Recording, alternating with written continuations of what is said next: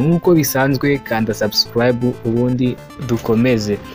Ni Claude nk'ibisanzwe, iyi ni ya channel ibagezaho amakuru adasanzwe kandi amakuru ukwiriye kumenya umunsi ku munsi. Angola iri gukora rero ibishoboka ngo isubize M23 ku meza y'ibiganiro. Guverinoma rero ya Angola yatangaje ko iri gukora ibishoboka kugira ngo ihurize mu biganiro umutwe witwaje intwaro wa AFC M23 n'ubutegetsi bwa Repubulika Iharanira Demokarasi ya Kongo.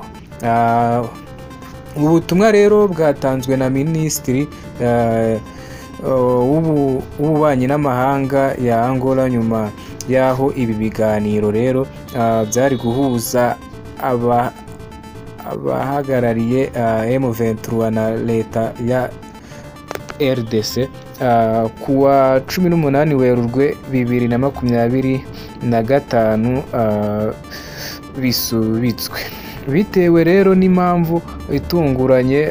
Yagize ati guverinoma ya Angola mu bubasha bwayo nk'umuhuza ikomeje gukora ibishoboka kugira ngo iyi nama ibe vuba.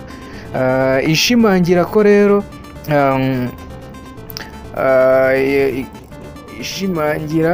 ishimangira ko ibiganiro ari byo byonyine byazana amahoro arambye mu burasirazuba bwa RDC cyangwa se Republique Democratique du Congo.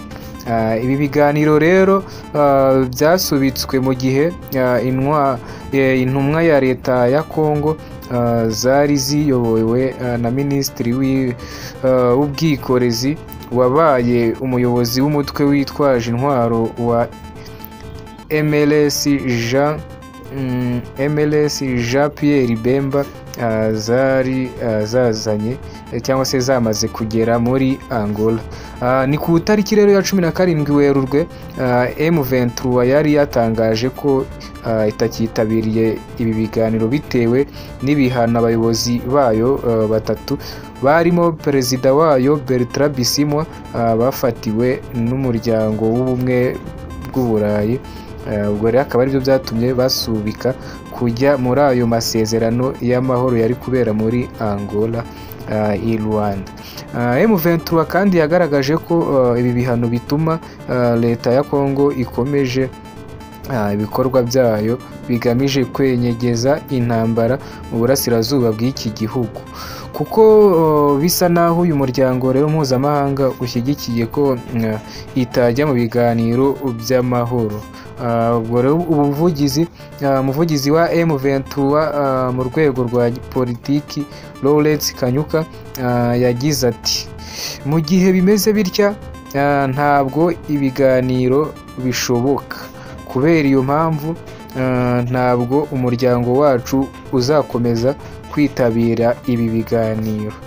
Umuyobozi w'ikirenga Emir wa Qatar Sheikh Tamim bin Hamad Al Thani ku wa 18 Werurwe yahurije Perezida Paul Kagame na Felix Tshisekedi wa RDC i Doha muri Qatar. Baganira rero ku mutekano w'akarere ku bibazo bigiye biri kubera mu burasirazuba bwa Kongo.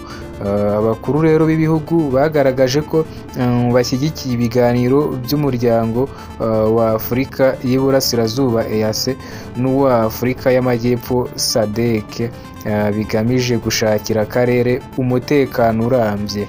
By'umwihariko rero burasirazuba bwa RDC bagaragaje ko kandi ko ibiganiro bitaziguye hagati ya M23 na leta ya RDC bikwiye kuba vuba kugira ngo bikemurirwemo impamvu muzi n'intambara yo mu burasirazuba bwa Kongo.